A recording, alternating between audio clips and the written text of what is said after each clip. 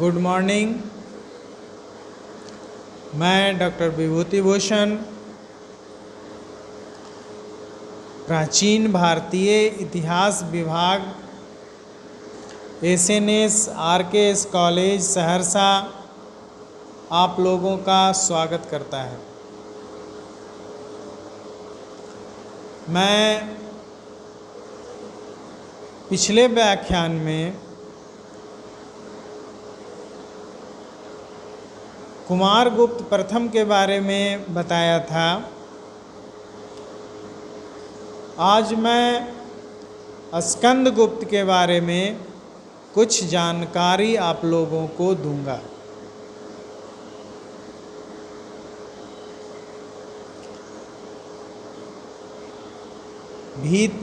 स्कंदगुप्त के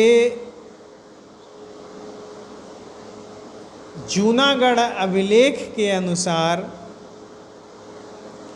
उसकी प्रारंभिक तिथि 455 ईस्वी माना जाता है।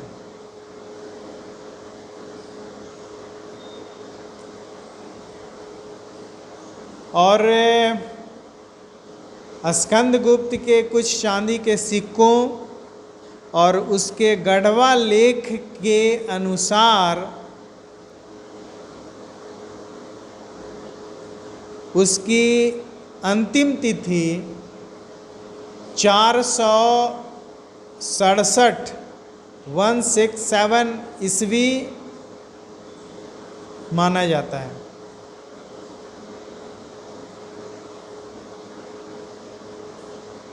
यानी उसका संपूर्ण शासनकाल करीब 12 वर्षों का रहा और अपने इस छोटी सी अवधि में ही इन्होंने अपने साम्राज्य को एक विकट परिस्थिति से बचाते हुए और अपने शत्रुओं से अपने साम्राज्य को अक्षुण्ण रखा।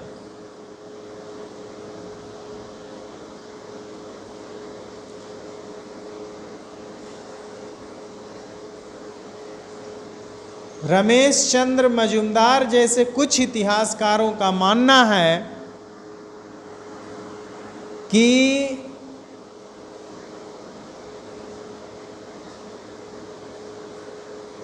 स्कंदगुप्त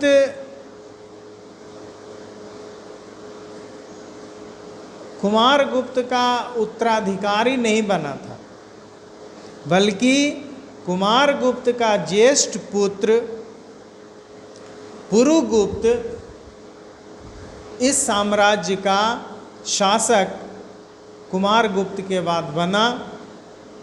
लेकिन उसे स्कंदगुप्त ने मारकर हत्या कर और गुप्त वंश का साम्राज्य अपने अधिकार में ले लिया। इसकी पुष्टि के लिए कुछ प्रमाण भी दिया जाता है, जिसमें स्कंदगुप्त के भीतर गांव अभिलेख का रेफरेंस देते हुए कहा जाता है कि उसमें उल्लिखित है कि पिता के मृत्यु के पश्चात वंश लक्ष्मी चंचल हो गई थी, जिसे स्कंदगुप्त अपने बाहुबल से प्राप्त किया था।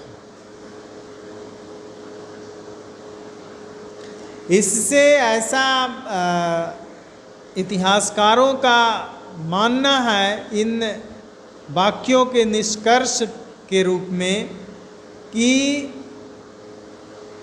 कुमारगुप्त के मृत्यु के बाद शासक बनने के लिए राज परिवार में कुछ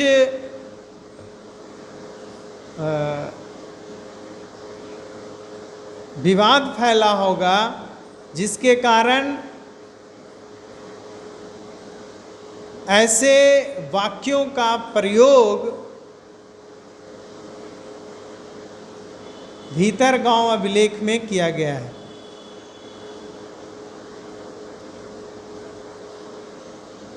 इस अशांति के कारण वंश लक्ष्मी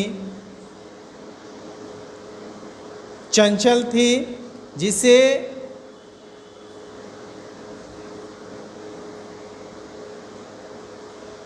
स्कंदगुप्त ने अपने बाहुबल से अधिकार में लिया। कुछ और उदाहरण इतिहासकारों के द्वारा दिया जाता है, जिसमें जूनागढ़ अभिलेख में उल्लिखित कुछ वाक्य है, जिसमें कहा गया है कि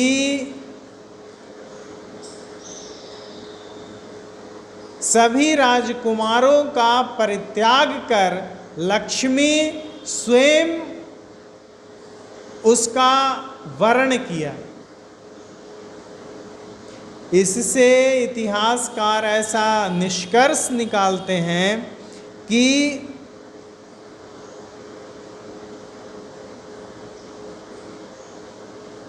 गुप्त वंश का कोई उत्तराधिकारी दूसरा राजकुमार रहा होगा, लेकिन स्कंदगुप्त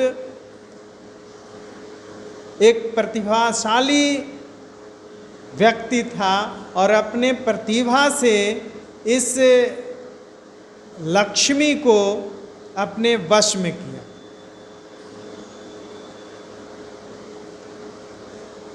इसी तरह का एक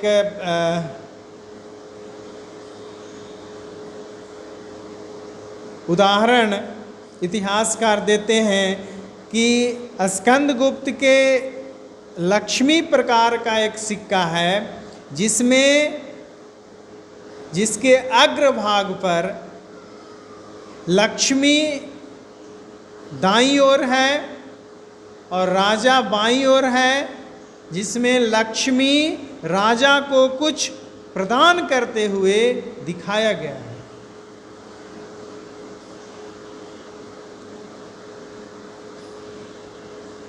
इन सभी तथ्यों को आधार मानकर इतिहासकार ऐसा कहते हैं कि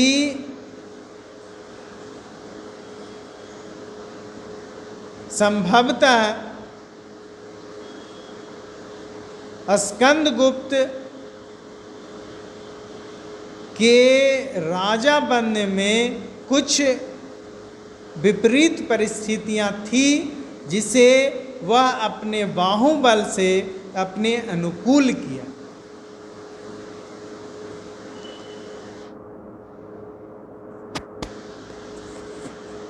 लेकिन कुछ इतिहासकार इसका विरोध करते हैं और भीतरगांव अभिलेख और जूनागढ़ अभिलेख की जो पंक्तियां हैं उसका अलग तरीके से अर्थ निकालकर उसे कहते हैं कि ये जो वंश लक्ष्मी चंचल हुई थी वो राजकुमारों के कारण नहीं, बल्कि गुप्त साम्राज्य पर बाह्य आक्रमण के कारण हुआ था, जिसे स्कंदगुप्त ने अपने बाहुबल से शांत कर और इस वंश लक्ष्मी को अपने अधीन किया। यह कुछ सत्य भी प्रतीत होता है, क्योंकि इसी तरह का जो वर्णन है वो हर्षचरित में हर्षवर्धन के लिए भी कहा गया है।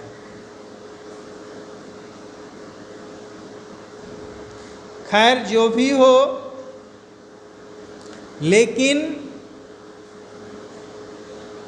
ऐसा प्रतीत होता है कि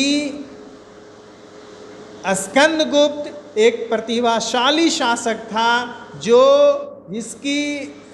जिसके शासन काल का प्रारंभिक वर्ष अशांतिपूर्ण रहा।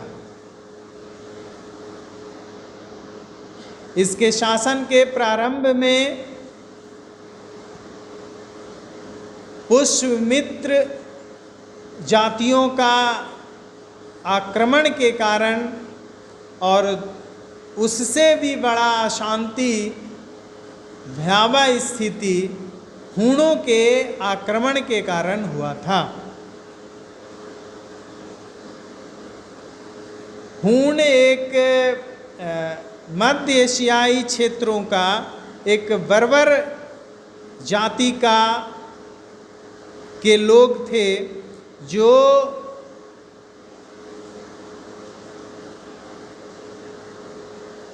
जनसंख्या वृद्धि और नए साम्राज्य के निर्माण के लिए वो अपने मूल क्षेत्र से पलायन कर गए और पलायन करते हुए ये दो भागों में विभक्त हो गए। एक भाग इसका हूणों का एक भाग पूरब की ओर गया और एक भाग पश्चिम की ओर गया। जो भाग पूरब की ओर गया यानी जो हूणों का जो शाखा पश्चिम की ओर गया वो आगे बढ़ते हुए रोम साम्राज्य को ध्वस्त कर उस पे अपना अधिकार स्थापित किया और वहीं बस गए। और जो शाखा पश्चिम की ओर गया पूरब की ओर गया वो ऑक्सस घाटी में बस गए और वहीं से भारत पे आक्रमण कर और भारत के साम्राज्यों को क्षति पहुंचाई। यही हूण लोगों का सर्वप्रथम भारत पर आक्रमण स्कंदगुप्त के समय हुआ था, जिसे स्कंदगुप्त निर्भीकता पूर्वक अपने शक्तिशाली बाहुबल से परास्त कर उसे अपने साम्राज्य से भागने के लिए विवश कर दिया।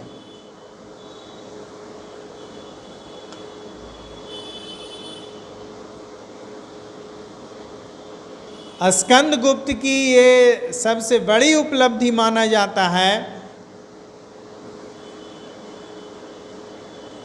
और विद्वानों में इस हूण आक्रमण के समय युद्ध का जो स्थल है उसके बारे में कुछ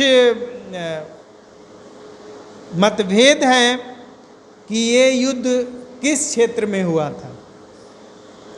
एक भीतरगांव अभिलेख में एक जगह वर्णन आता है कि जिस जगह यह युद्ध हुआ था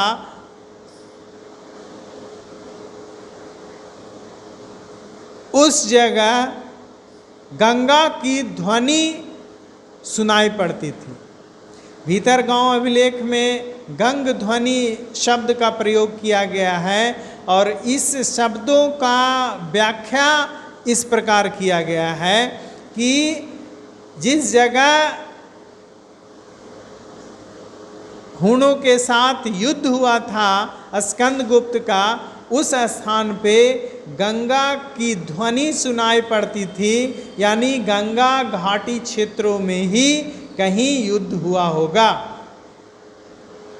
लेकिन कुछ इतिहासकार इस व्याख्या को गलत मानते हैं और उनका कहना है कि ये जो गंग ध्वनि है वह गंग ध्वनि नहीं बल्कि ये संग ध्वनि है, और जिसका कहिए कि व्याख्या धनुषों की टंकार की ध्वनि से किया गया है। यानी धनुष बाण के छोड़ने से जो ध्वनि उत्पन्न होती है उसे सांग ध्वनि कहा गया, और इस ध्वनि से वह युद्ध क्षेत्र भयंकर प्रतीत हो रहा था।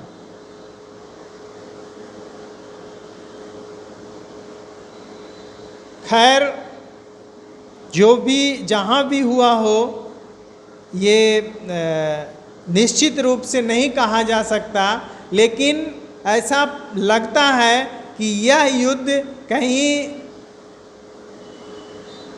उत्तर पश्चिम या पश्चिम भारत में कहीं यह युद्ध हुआ होगा हूणों के साथ।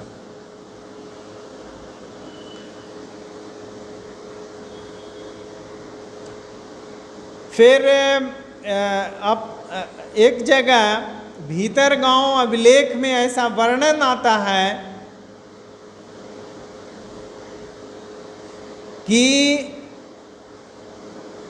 हूणों के साथ युद्ध में स्कंदगुप्त की भुजाओं के प्रताप से पृथ्वी कांप उठी थी और युद्ध क्षेत्र में एक आवर्त वावंडर उत्पन्न हो गया था, जिससे इतिहासकारों का मानना है कि यह युद्ध बड़ा भयंकर था, जिसका हमें किसी भी अन्य स्रोतों से विशेष रूप से जानकारियां प्राप्त नहीं होती, लेकिन जो उपलब्ध जानकारी है उसके आधार पे ये कहा जा सकता है कि यह युद्ध बड़ा भयंकर था और स्कंदगुप्त के जीवन की सबसे बड़ी उपलब्धि हूणों के साथ युद्ध था। और माना जाता है कि जिस समय चंद्रगुप्त द्वितीय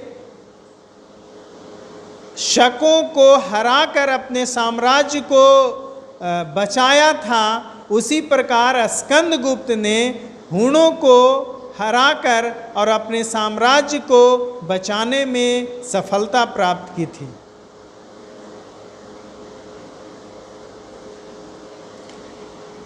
स्कंदगुप्त की एक और सबसे महत्वपूर्ण उपलब्धि उसके सुदर्शन नामक झील का मरम्मत करवाना था, क्योंकि जूनागढ़ अभिलेख से ऐसा पता चलता है कि सौराष्ट्र में स्थित सुदर्शन नामक झील का बांध स्कंदगुप्त के कार्यकाल में टूट गया था, जिसे वह निर्भीकता पूर्वक पुनर्निर्माण कराकर और अपने प्रजा के अपने साम्राज्य के किसानों का सिंचाई का समुचित प्रबंध किया था। इससे यह भी प्रतीत होता है कि स्कंदगुप्त अपनी साम्राज्य के प्रति, अपनी प्रजा के प्रति कितना संवेदनशील था।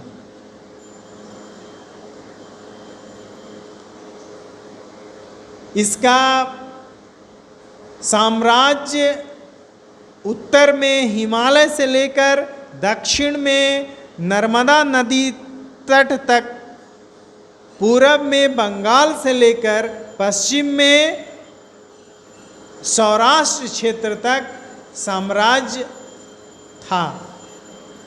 और इस बड़े साम्राज्य को अपने विदेशी या देशी आक्रमणकारियों से बचाए रखा और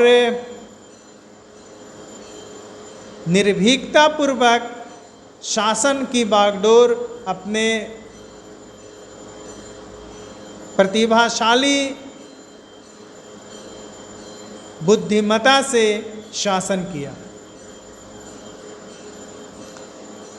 स्कंदगुप्त के बाद फिर ऐसे कोई शासक नहीं हुए जो इन संपूर्ण क्षेत्रों को गुप्त वंश के अधीन रखते हुए शासन कर सकें, जिसके कारण ये साम्राज्य धीरे धीरे समाप्त होता गया और अंततः इस साम्राज्य की समाप्ति हो गई। मैं इन्हीं शब्दों के साथ अपना व्याख्यान यहीं समाप्त करता हूँ। धन्यवाद। जय हिंद, जय भारत।